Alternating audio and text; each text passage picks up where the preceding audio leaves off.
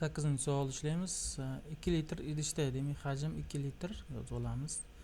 Ekvimalyar ya'ni mollari bir xil bo'lgan vodorod va xlor reaks kirishyapti. Natijada 2 mol H xlor hosil bo'ladi.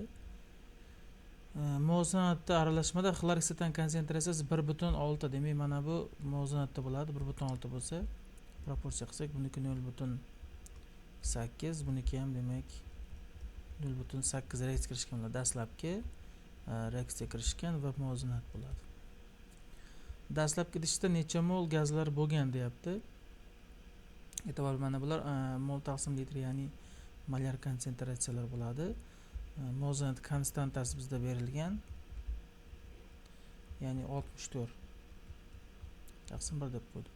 Mana bu ya'ni 1,6 ning kvadrati. Mana bu ham e'tibor beringlar, ikkita. Mana ikkalasini va konsentratsiyasi bir xil bo'lganligi uchun x deb olsak ham bo'ladi.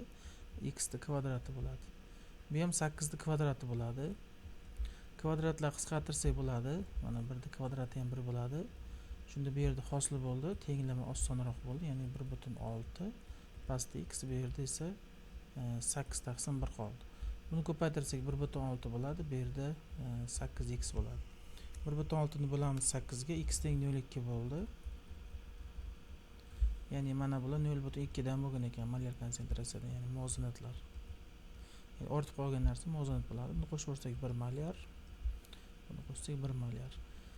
Bizda bu 1 litrda to'g'ri keladigan bo'lsa, bizda 2 litrda topishimiz kerak. Chunki necha mol degan savol qo'yilyapti. 2 litrda bular 2 mol.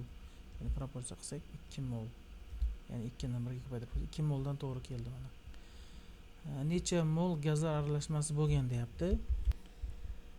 Demak, ikkitasini qo'shadigan bo'lsak, 2 moldan umumiy necha mol gazlar aralashmani so'rayapti. 2 moldan bo'ladi. Demak, javob C bo'ladi. 4 mol qo'shsak.